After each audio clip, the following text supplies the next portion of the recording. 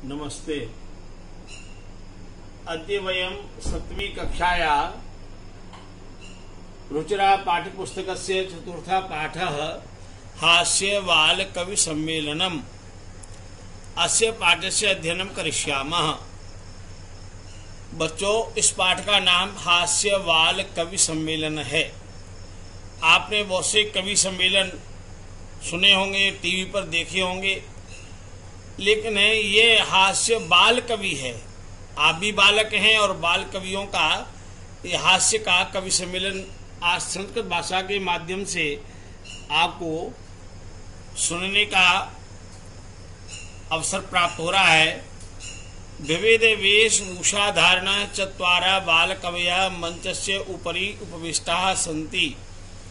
विविध प्रकार की वेशभूषा को धारण किए हुए चत्वारः चार बाल कवयः बाल कवि मंचस्य ऊपरी मंच के ऊपर उपविष्टा संति बैठे हैं। ये चार बाल कवि हम देख रहे हैं कि यहाँ मंच के ऊपर सुंदर वेशभूषा में सजे हुए बैठे हैं। अधः श्रोतारः, नीचे श्रोतारः सुनने वाले, हास्य कविता श्रवणाय, हास्य कविता को सुनने के लिए उत्सुकाः सन्ति, बड़े उत्सुक हैं, बेचैन हैं। देख रहे हैं, देखो ये व्यक्ति हाथ उठा रहा है, ये अपने मुंह पर कर रहे हैं और ये व्यक्ति हंस रहे हैं। ये सब बड़े बेचैन हैं, कम कवि सुने। उत्सुकाः सन्ति कोलाहलम च कुर्वन्ति, और कोलाहल भी कर रहे हैं कि कवि सम्मेलन प्रारंभ करो, इस प्रकार की बातें कर रहे हैं। संचालकः अलम कोलाहलेन, अरे कोलाहल मत करो। अद्य परम हर्षस्य अवसरः, आज बहुत बड़े प्रसन्नता का अवसर है। यत अस्मिन् कवि सम्मेलन, इस कवि सम्मेलन में काव्य हंतारः, काव्य को ही मारने वाले, कालयापकाश्च, और समय बिताने वाले, भारतस्य हास्य कवि धुरंधरा, भारत के हास्य कवि धुरंधर महान समागताः सन्ति, आए हुए हैं। प्रिय विद्यार्थियों, यहाँ हम देख रहे हैं कि जो संचालक है वो ये श्रोताओं को हंसाने के लिए उसने दो बातें कही कि आज के जो हास्य कवि धुरंधर हैं, कवि ये हैं जो बाल कवि, ये कैसे हैं, ये कविता को ही मारने वाले हैं। इसलिए उसने लोगों को हंसाने के लिए बात कही वो कि ये कवि कविता को ही मारने वाले, काव्यहंतार, काल ही आपका समय बर्बाद करने वाले, समय बिताने वाले हैं। तो ये दोनों बातें लोगों को हंसाने के लिए संचालक महोदय विपरीत बात कह रहे हैं। यही आओ करतल ध्वनिना, करतल ध्वनि से वयम एतेषां स्वागतम कुर्मः, हम सब इन कवियों का स्वागत करते हैं। सर्वप्रथम पहले कवि हैं गजाधरः।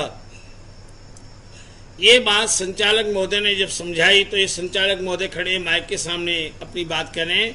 अब पहले कवि गजाधर आते हैं। गजाधर सर्वेभ्यो अरसिकेभ्यो नमो नमः। सभी अरसिक, जो रस से प्रेम नहीं करते, कविता रस से प्रेम न करने वाले आप सबको मेरा बार बार नमस्कार है। ये बात गजाधर कवि ने हंसने के लिए कही, क्योंकि हास्य कवि सम्मेलन है, इसलिए वो जानबूझ करके उल्टी बात कहते हैं। क्यों कविता में रस है और सुनने वाले भी रस सुनने आए हैं, लेकिन कवि हंसाने के लिए कहते हैं सर्वेभ्यो अरसिकेभ्यो, आप सभी जो अरसिक हैं, रस के प्रेमी नहीं हैं, उनको मेरा नमस्कार है। प्रथमम तावत अहम, सबसे पहले मैं आज आधुनिकम वेद्यम, आजकल के आधुनिक वैद्य कैसे हैं, उद्देश्य स्वकीयम काव्यम श्रावयामि, आधुनिक कवि को उद्देश्य करके मैं अपनी कविता सुनाता हूँ। वैद्यराज नमस्तुभ्यम यमराज सहोदर, यमस्तु हरति प्राणान वैद्य प्राणान धनानि च। गजाधर कवि कह रहे हैं कि हे वैद्यराज, हे वैद्यों के राजा, आपको मेरा नमस्कार है। नमस्तुभ्यम, आप तो साक्षात यमराज के सगे भाई हैं, सहोदर हैं। सहोदर का अर्थ होता है एक ही माँ के उदर से उत्पन्न होने वाले। तो यहाँ गजाधर कवि ने आजकल के जो वैद्य हैं, डॉक्टर हैं, उनको यमराज का सगा भाई कहा। क्यों कहा यमराज के सगे भाई? तो कवि कहते हैं यमस्तु हरति प्राणान, यमराज तो केवल लोगों के प्राणों को ही हरता है, प्राणों को ही ले जाता है। और वैद्य प्राणान धनानि च, आजकल के वैद्य डॉक्टर प्राणों को भी हर लेते हैं और धनानी, धन भी ले लेते हैं, हमारे जेब से पैसा निकाल लेते हैं और जब पैसा पूरा निकाल लेते हैं तो बाद में कहते हैं हम रोगी बचानी हमने तो बहुत कोशिश की, अब मर गया तो हम क्या करें। ये कवि सुनकर के कविता के आजकल के डॉक्टर कैसे हैं उस पर एक व्यंग्य है। सर्वे उच्ची हसंती, सब जोर से हंसते हैं। अंतकः अरे वेद्यास्तु सर्वत्र परंतु नते मादृशा कुशला जनसंख्या निवारणे। अरे वेद्य तो सब जगह है परंतु मेरे जैसे कुशल नहीं है जनसंख्या घटाने में। ममापि काव्यम इदम शृण्वन्तु भवन्तः, आप सब मेरी इस काव्य को भी सुनिए। चिताम प्रज्वलिताम दृष्ट्वा वेद्यो विस्मयमागतः, नाहं गतो न मे भ्राता कशेदम हस्तलाघवम। कालांतक कवि कहते हैं, नाम ही उनका है कालांतक, काल का ही अंत करने वाले। तो कहते हैं चिताम प्रज्वलिताम दृष्ट्वा, चिता को जलता हुआ देख करके वैद्य विस्मय में आगता, वैद्य बड़े आश्चर्य में पड़ गया। और वैद्य कहने लगा, डॉक्टर कहता है नाहम गतो, न तो मैं मारने के लिए गया था, न मैं भ्राता न मेरा भाई यमराज गया था, कशेदम हस्तलाघवम, ये किसकी हाथ की कुशलता है कि मेरे डॉक्टर के गए बिना और मेरे भाई यमराज के बिना ये किसने चिता जल रही है, बड़े आश्चर्य की बात है। सर्वे पुनः हसंती, सभी लोग बहुत जोर जोर से हंसते हैं। और ये कालांतक कवि जिनका नाम ही है लोगों का अंत करने वाले, ऐसे कालांतक कवि। तीसरे कवि हैं बच्चों तुंदिलः। तुंदिल बड़े पेट वाले कवि हैं। तुंदस्य ऊपरी हस्तम आवर्तयन, अपने तोंद के ऊपर बड़े पेट के ऊपर हाथ फेरते हुए, तुंदिलो हम, मैं बड़े पेट वाला हूँ। भो ममापि इदम काव्यम श्रूयताम, मेरी भी कविता सुनो। जीवने धारिताम च, और जीवन में धारण करो। परान्नम प्राप्य दुर्बुद्धे मां शरीरे दयाम कुरु, परान्नम दुर्लभम लोके शरीराणि पुनः पुनः। परान्नम प्राप्य दुर्बुद्धे, अरे दुर्बुद्धि मनुष्य। तो पहले ही उन्होंने हंसने के लिए कहा दुर्बुद्धे, अरे तुम तो दुर्बुद्धि हो। परान्नम प्राप्य, दूसरे के अन्न को प्राप्त करके, मां शरीरे दयाम कुरु, अपने शरीर पर दया मत करो। जब दूसरे का अन्न खाने के लिए मिले, दूसरे का भोजन मिले, निमंत्रण कहीं से खाने के लिए आ जाए, तो आप खूब खाते जाओ और इतना खाओ कि खाते हुए अपने शरीर पर दया नहीं करना है।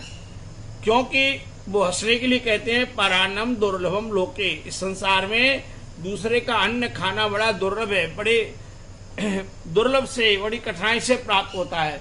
कभी कभी निमंत्रण मिलता है और खाते खाते मर भी गए तो चिंता नहीं करना, क्योंकि शरीराणि पुनः पुनः, शरीर तो बार बार मिल जाते हैं लेकिन दूसरे का भोजन बार बार नहीं मिलेगा।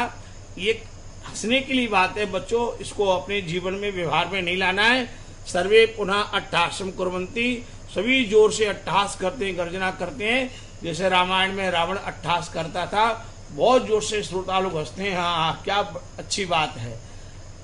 चौथे कवि हैं बच्चों चार्वाकः। चार्वाक कवि, आम आम हाँ हाँ, शरीर से पोषणम सर्वथा उचित में, शरीर का पोषण करना हमेशा उचित है, ठीक है। यदि धनम नास्ति, धन नहीं है, तदा ऋणम कृत्वा भी पौष्टिका पदार्थ ए भोक्तव्यः, तब ऋण लेकर के भी पौष्टिक पदार्थ खाने चाहिए। तथा कथयति चार्वाक कवि, अब चार्वाक कवि वैसा कहते हैं, यावत जीवेत सुखम जीवेत ऋणम कृत्वा घृतम पिबेत, जब तक जियो सुख से जियो, ऋण लेकर के घी पियो। श्रोतारा तरी ऋण से प्रत्यर्पणम कथम, अरे ऋण लेकर के घी पियेंगे तो उसका ऋण चुकाएंगे कैसे। तो चार्वाका श्रूयताम मम अवशिष्टम काव्यम, अरे मेरी शेष बचे हुए कविता को तो सुनो। अब कैसे चुकाना है दूसरे का कर्ज लेकर के जो घी खाया है। तो कवि कहते हैं घृतम पीत्वा श्रमम कृत्वा ऋणम प्रत्यर्पयेत जनाः, घी पी करके और श्रम करके, फिर श्रम करना है, परिश्रम करना है, फिर दूसरे का जो ऋण है उसको प्रत्यर्पयेत हमें चुकाना है।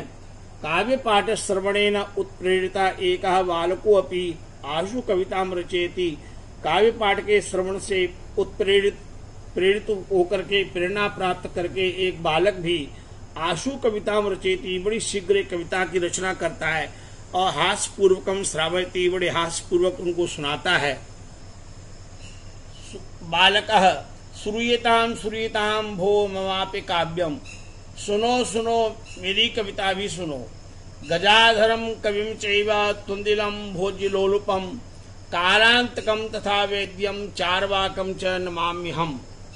गजाधरम कविम, सबसे पहले मैं गजाधर कवि को प्रणाम करता हूँ।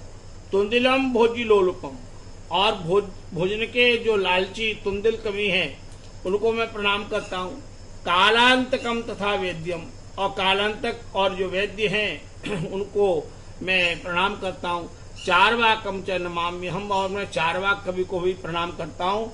तो इस बालक ने चारों कवियों के, गजाधर, तुंदिल, कालांतक और चारवाक, उन चारों को नाम लेकर के ये काव्य रचना की। काव्यम श्रावित्वा, कविता सुना करके हा हा हा इति कृत्वा सती, हा हा करके समझते हैं। अन्य चाप्य संति, अन्य श्रोता भी समझते हैं। सर्वे गृहम गच्छन्ति, सब अपने अपने घर जाते हैं। विद्यार्थियों, इस पाठ के माध्यम से हमने बाल हास्य कवि सम्मेलन में देखा कि बच्चों की चार बाल कवि हैं, और चारों बाल कवि गजाधर कवि हैं। वे अपने आधुनिक वैद्य को लेकर के बड़ी अच्छी कविता सुनाई, है ना। तो उन्होंने बहुत अच्छी बात कही कि वैद्यराज नमस्तुभ्यम यमराज सहोदर यमस्तु हरति प्राणान वैद्य प्राणान धनानि च। आजकल के वैद्य यमराज के सगे भाई हैं। तो इस तरह से तुंदिल कवि ने अपनी परान्नम दुर्लभम लोके, दूसरे के अन्न को हमें खाना चाहिए, इस पर अपनी कविता सुनाई। कालांतक कवि ने भी उसी के संदर्भ में अपनी कविता सुनाती हुए बात कही थी कि वैद्य और यमराज से बढ़कर के मैं हूँ, जो मैं ही लोगों के जीवन को अंत कर लेता हूँ। और चिताम प्रज्वलिताम दृष्टवा, और जलती चिता को देख करके उन्होंने इस पर एक कविता अपनी तैयार की। और अंत में चारवाक कवि ने कहा ऋणम कृत्वा घृतम प्रवेद, ऋण लेकर के घी पिए। तो ये चार कवि संस्कृत के बाल कवि हैं।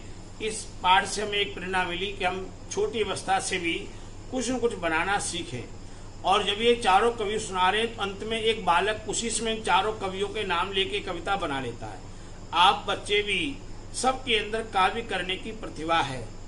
कवि करोति काव्यानि, कवि काव्य की रचना करता है। और भावम जानन्ति, भाव का, संसार में भाव को जानने वाले उसके भाव रस को जानते हैं। तो आप सभी बच्चे भी अपनी हिंदी के माध्यम में या अंग्रेजी भाषा माध्यम में, संस्कृत में छोटे छोटे अपने मन के भाव है, विचार उनको लिखेंगे तो आपके अंदर भी एक जो कवि का भाव है, कविता करने की शक्ति जागृत होगी। इस पाठ के प्रश्नोत्तर के जो अभ्यास हैं वो मैं अलग से तैयार किए आपको भेज रहा हूँ। आप इस पाठ को पढ़ेंगे ध्यान से और 2-3 बार इसका अध्ययन करें और उसके अभ्यास को भी अपनी कॉपी में अच्छी तरह करें। धन्यवाद।